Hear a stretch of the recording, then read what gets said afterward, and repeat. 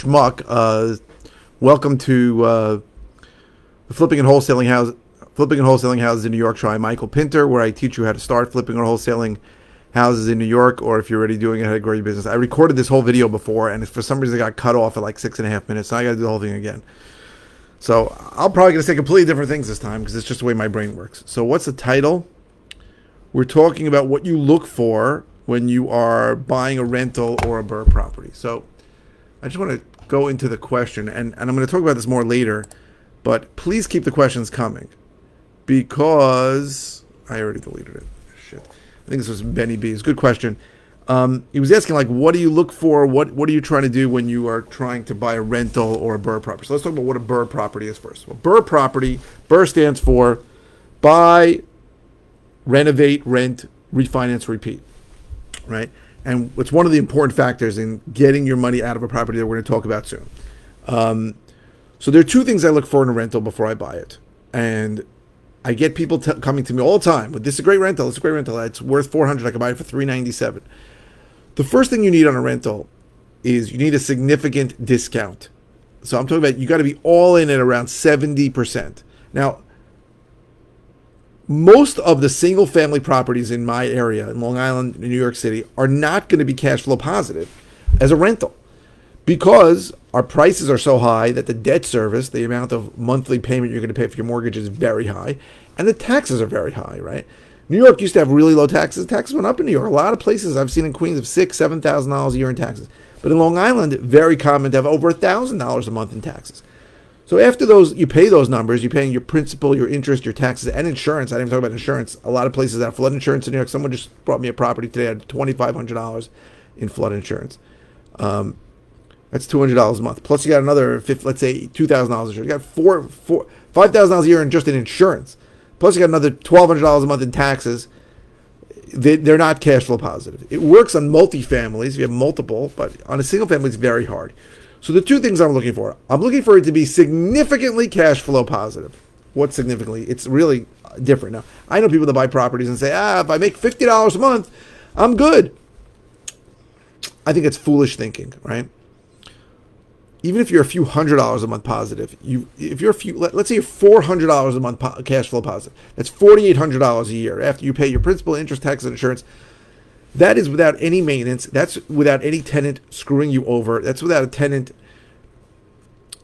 These things happen a lot. Oh, I have the best tenants. Tenants come and say, I literally had this today. I had some work done in the back of a property.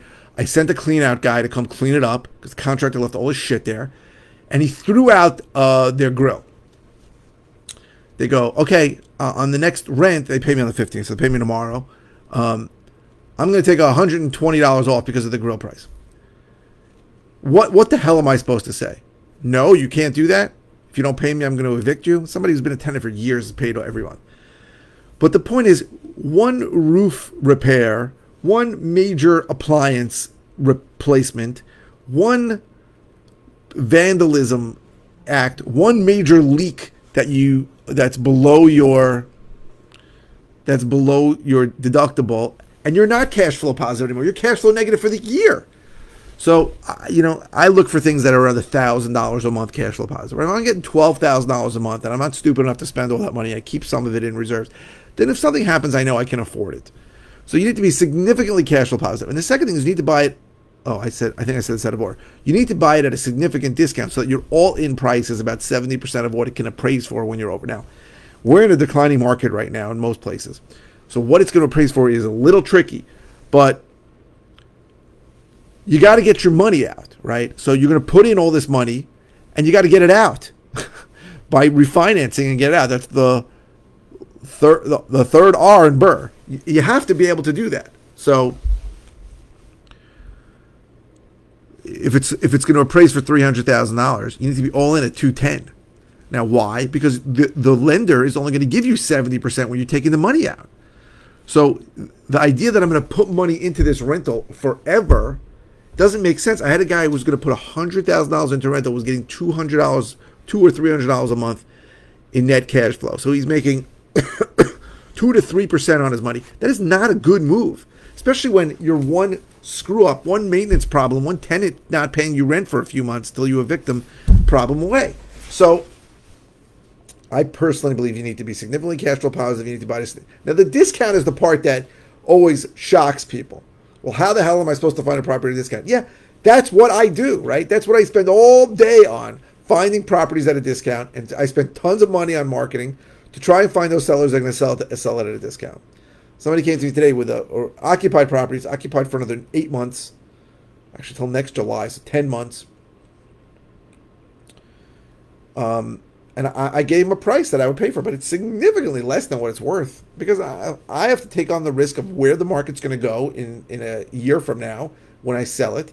I have to take on the risk that the tenant's not going to pay me rent, even though they are paying rent, and I would need to verify that.